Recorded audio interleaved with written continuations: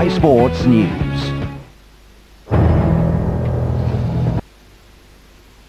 mean, they could have at least contacted your agent and got that one of you in your frilly underwear looking a bit suggestive. Hello and welcome to Gamers. Now I must say it is a pleasure to be presenting the show with you today. Yeah, I'm really excited about it. It's such a pleasure to be working with such a consummate professional such as yourself. Oh yeah, I agree. Kate, I don't know how you put up with him. He always gets it wrong.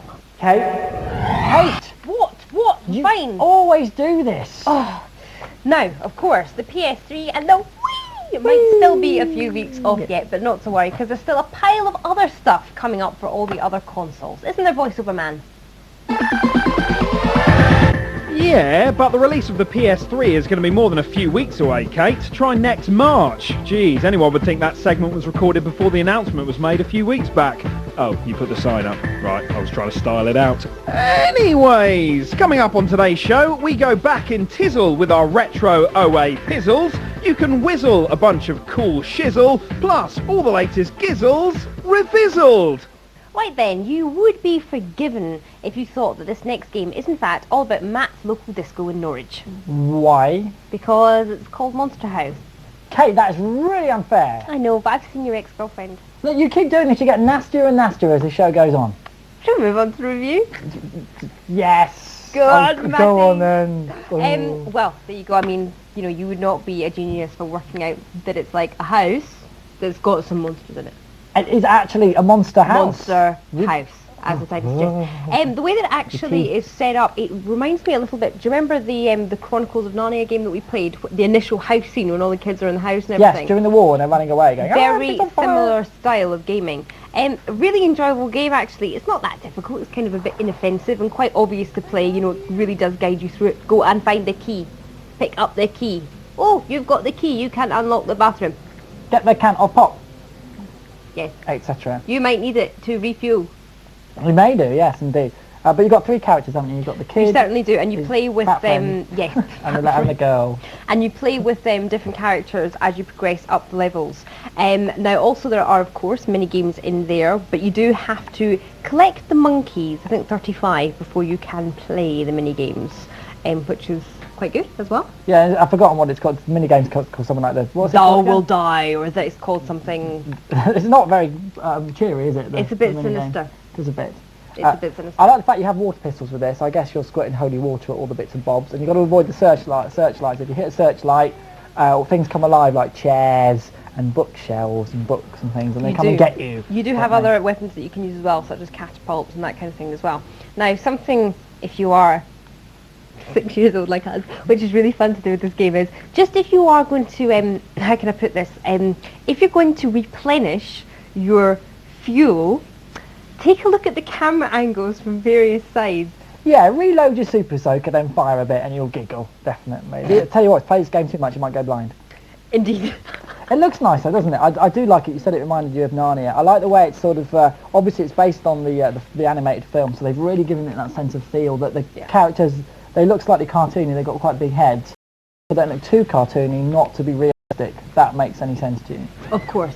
I think quite a good game to start off with. I'm going to award it a 6. I think it's really enjoyable. It's not that difficult. I'm going to give it a 6 as well. I like the kid's stripy jumper, very similar to one I was wearing and got picked on when I was in Edinburgh wearing it, and everyone was picking me out. By the way, guys, if you play this on the DS, it's a very different game. It's a bit like Smash TV if you've ever played that, but not as good. You know, it's up to you which version you want to get it on, but it is very different to the sort of home console game as well.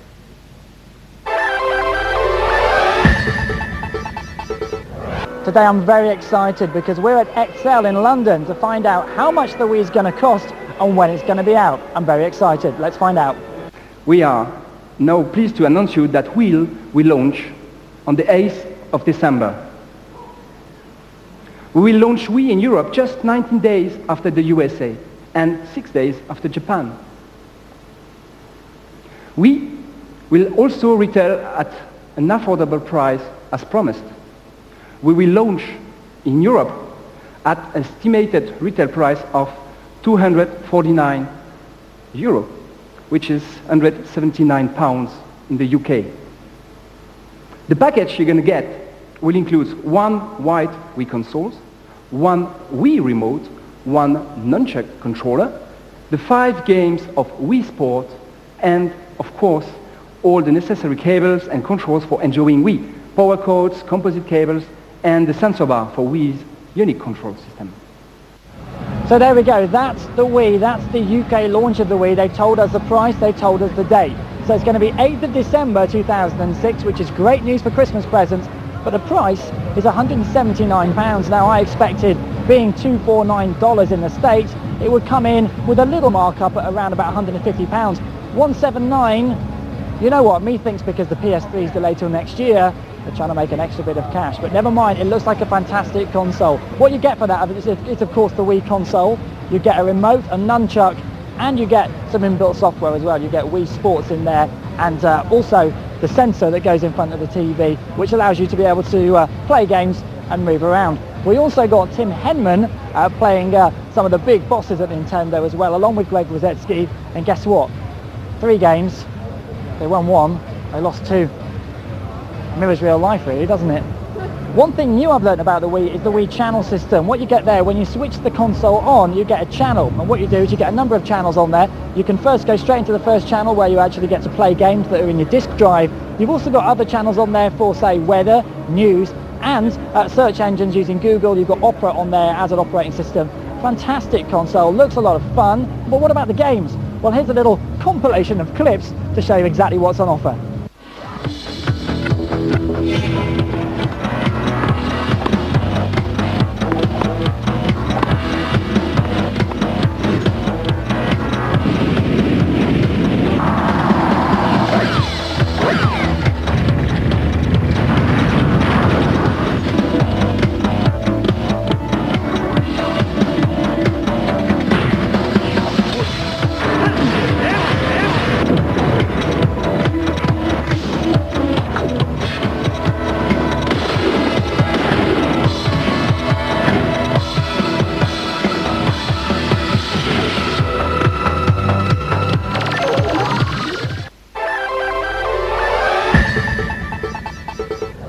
Now, we previewed this game a few months ago, and I know it's only late September, but this game is out in the shops now, and it might be something worth thinking about for Christmas. Indeed, because this definitely has Dad Present written all over it. Indeed it does, and even if you've got yourself a PS3, you've got yourself an Xbox 360 and a Wii. The good thing is this is on PS2, so your dad can play away to his heart's content on that while you're playing on all your next-gen consoles. It's Real World Golf 2007, and it's more of a golf simulator than a golf game as such. It's not like Tiger Woods because it actually does mimic the way you hold your virtual club, your actual club, and your virtual character copies exactly what you do. Let me briefly explain how the hardware works. What you basically get is a base unit with it called the game track.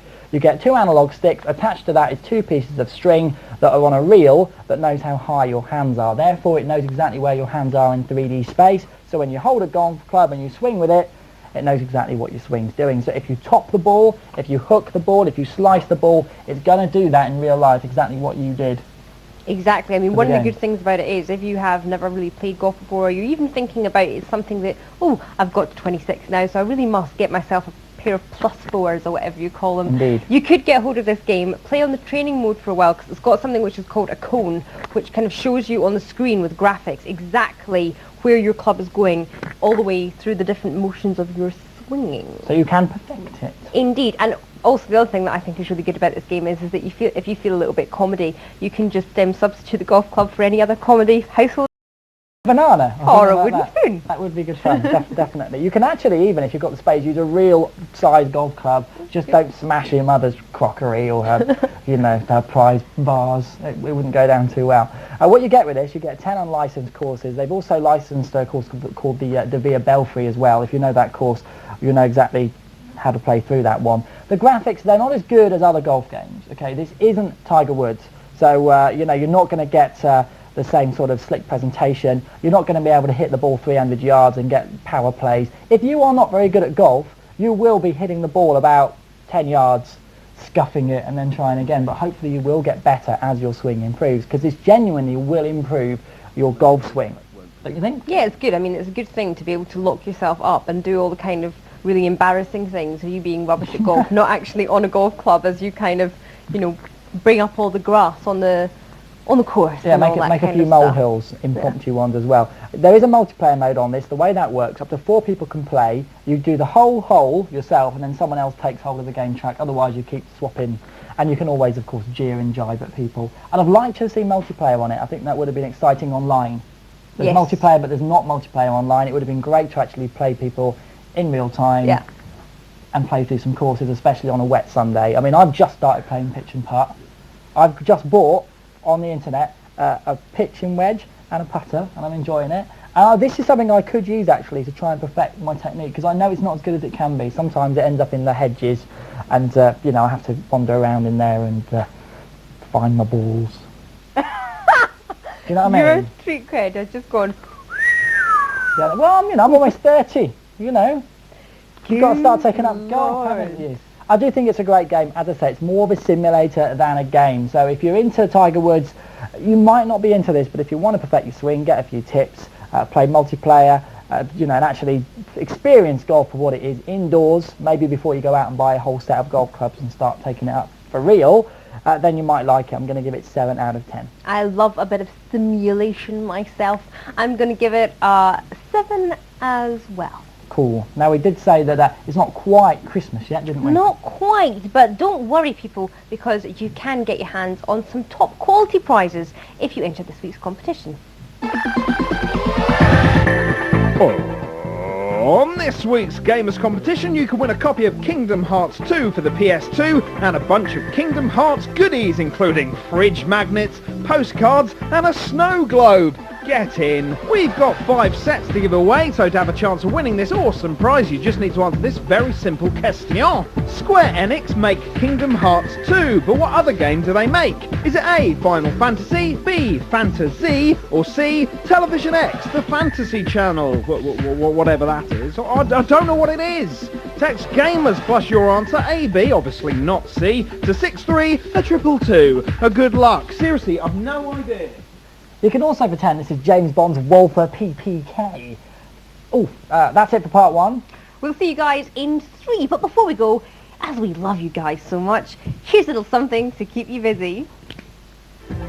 Time to test your gaming knowledge. What game is this? We've blurred out the title, but we'll give you the answer after top break.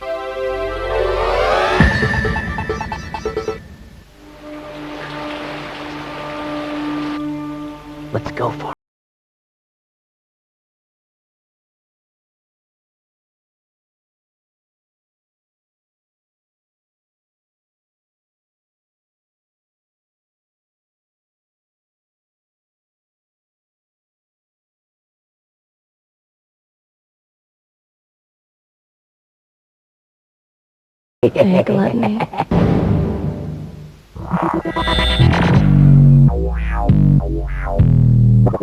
Here at Rapture, we care about what you think, and that's why we've put together a competition for you to win an Xbox 360 and the latest game, Saints Row. All you need to do is visit our website, rapturetv.com, and fill out our simple questionnaire. That's all you have to do for your chance to win this great console and game. 360 Gamer, the UK's leading magazine for the Xbox 360. 132 pages packed with news, reviews and previews. Exclusive developer interviews, fully mapped games, cheats and tips, plus the 360 Gamer online disc with all the latest games footage. 360 Gamer, the UK's leading magazine for the Xbox 360. More value, more often. Available at WH Smith, HMV and all good news agents.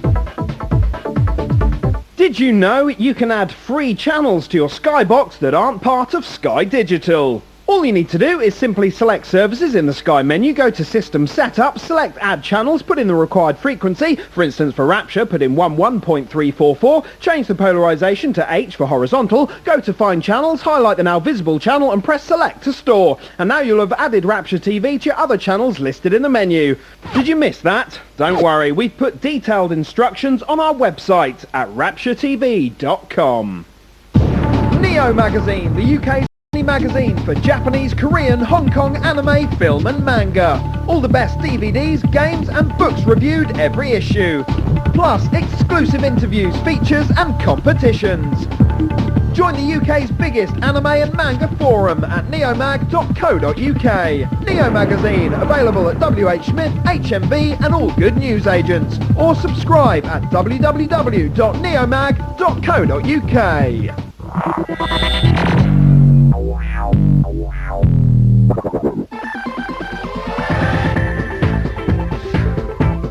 Before the break, we asked you which gamer this was. It's another old Specky classic, Jetpack. Knew a boy called Tim at school once, called him Specky. That was a mistake, he actually had problems with his eyes. Welcome back. Now, Kate, unfortunately for you and people like you, football never seems to go away in a World Cup year. However, you wouldn't really know too much about that anyway, seeing Scotland never really seemed to get into the World Cup. Yes, just get to the point, Matt, shall you? Okay, I'll get to the point. The point is that there are two big players when it comes to football. Oh, yes, of course. Let me get this straight. Henry and Rooney. That is true, yes. Oh, Crouch, you can see. He's 6'7", he's massive, absolutely. But what I'm talking about is the gaming world. There's always that sort of, is it FIFA, is it Pro Evo? These two big players. Which one's going to win? Well, the boundaries are blurring a bit, and Okay. FIFA 07. Oh, my God. There's another one. Can you believe it? Another FIFA game. You can smack yourself around the head. Do you want me to do it for you, actually? No, I won't do that. Yeah, this latest one, again, is even more Pro Evo-y than the last one. Yes, they've got their classic dribble buttons. Yes, they've got their new analog dribble button, which basically means that you can set the controls to be just like Pro Evo without actually saying Pro Evo controls, because we wouldn't be allowed to do that, obviously. They've improved the graphics ever so slightly. The ball's less magnetic, it doesn't go straight to people's feet. This time it bobbles about a bit before it gets to players. It also, you can actually put top spin and back spin on the ball as well. So when you're passing to other players, it's a little less like playing a game and more like playing real football, which I do like. Also with this, it's easier to dribble around people. One thing about the old FIFA games is if you try to run past anybody, they'd always tackle you. This actually, it's a lot easier to do tricks, do manoeuvres around people, and such. I find when I play this game, I do an awful lot of dribbling, but I don't think it's because I'm enjoying playing with football. I think it's more boredom. Or your tongue's out from concentration. Doing that. Yeah, exactly. What I do like about this, they put a new mode in, which is an online mode. Now what this does, say you're a Liverpool fan, and there's a Manchester United fan.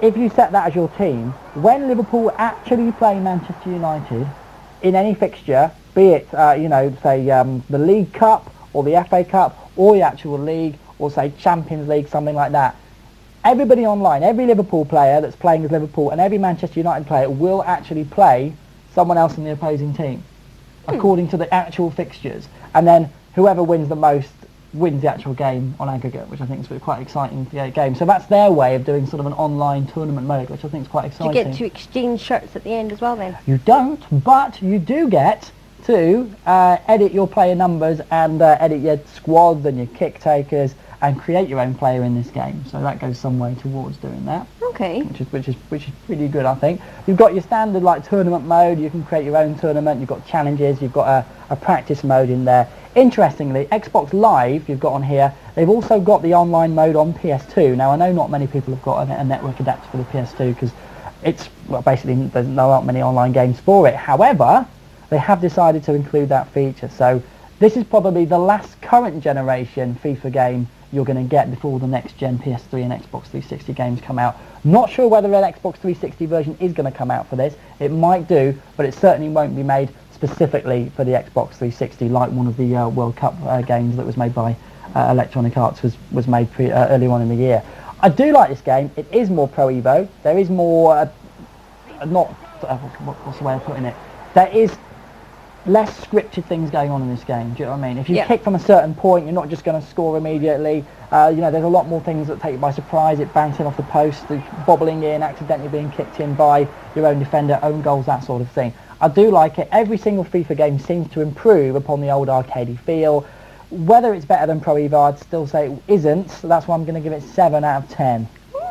Okay, well, I can't obviously completely slate it because it is a good looking game and they do have some really nice features in there. I do find it very difficult to get my head around getting into football games because it's not my thing. But I'm going to give it a 6 because I have to give it at least that really because it is such a well made looking game and there are some really nice features on there as well. But I do very much look forward to WAG 2007. with like handbags, bitching and gossip at the ready. Can't wait. It would be good, wouldn't it? Now the next feature, guys, we know that you guys absolutely loved it when it debuted last week on Gamers. Let's take a trip down random access memory lane with Retro Gamers.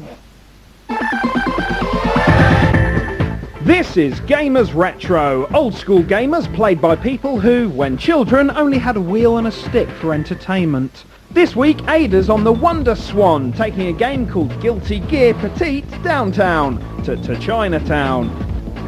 The Wonder Swan was a 16-bit handheld system released solely in Japan in 1999 by Bandai. It was created by the legendary Gunpei Yokoi, who, while working at Nintendo, also invented the Joypad, the Game Boy, the Virtual Boy, and created Metroid.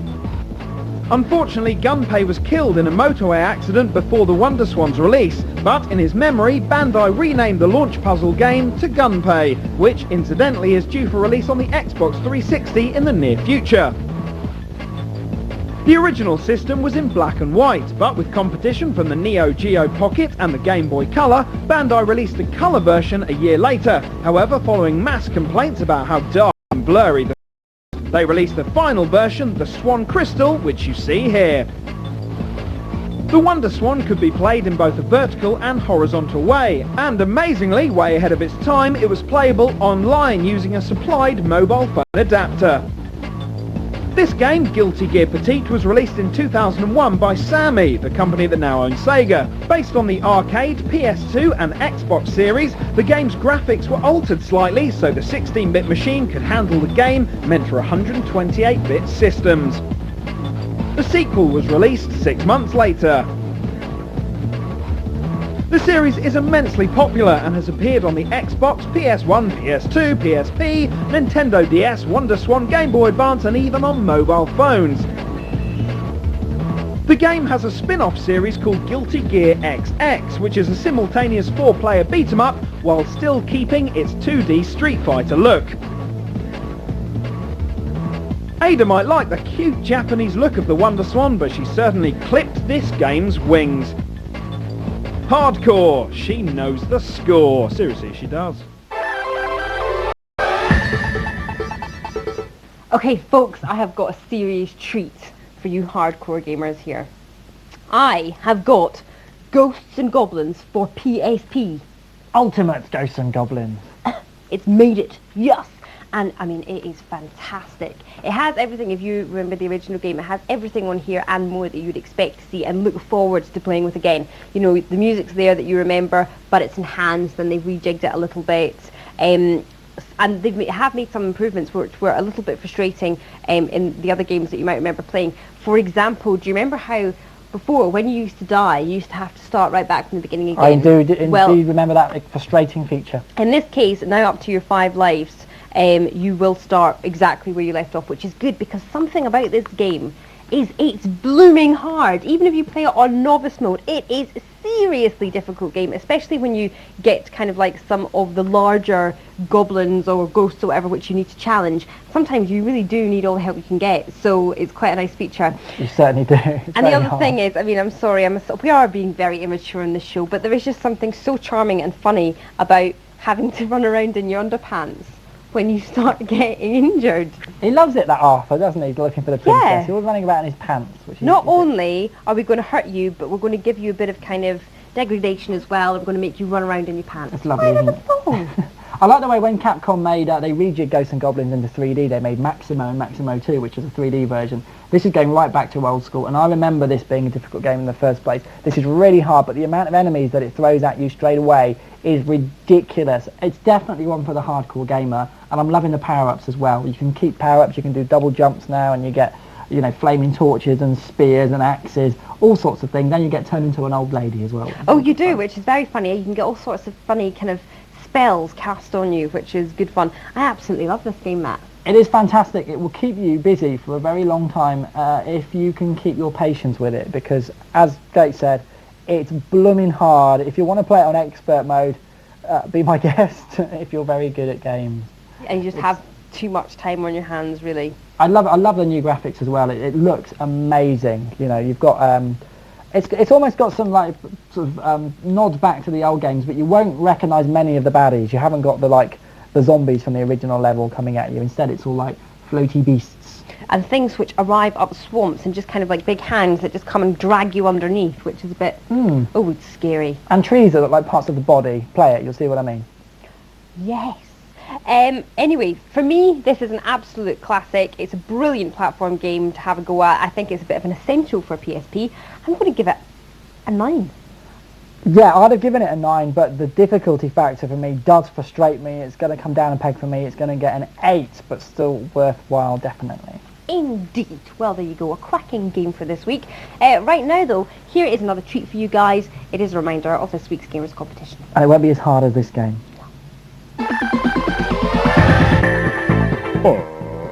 On this week's Gamers competition, you can win a copy of Kingdom Hearts 2 for the PS2 and a bunch of Kingdom Hearts goodies, including fridge magnets, postcards and a snow globe. Get in. We've got 5 sets to give away, so to have a chance of winning this awesome prize, you just need to answer this very simple question. Square Enix make Kingdom Hearts 2, but what other game do they make? Is it A, Final Fantasy, B, Fantasy, or C, Television X, the Fantasy Channel, whatever that is? I don't know what it is. Text Gamers plus your answer, A, B, obviously not C, to 63222. Good luck. Seriously, I've no idea. Okay, it's time for the scores. Oh, look at that. Way in the lead. It's Ultimate Ghosts and Goblins. Woo! 17 points. Very respectable score. An excellent remake of an old classic. Now, don't forget to check out our website, of course, rapturetv.com/gamers. On there you can find out a reminder of this week's competition, our reviews, old reviews, and you can also go on to the forum itself and chat to fine folk like us here at Gamers. We are fine, aren't we, Kate? We are fine folk indeed. Let's say goodbye. See you in 7 days.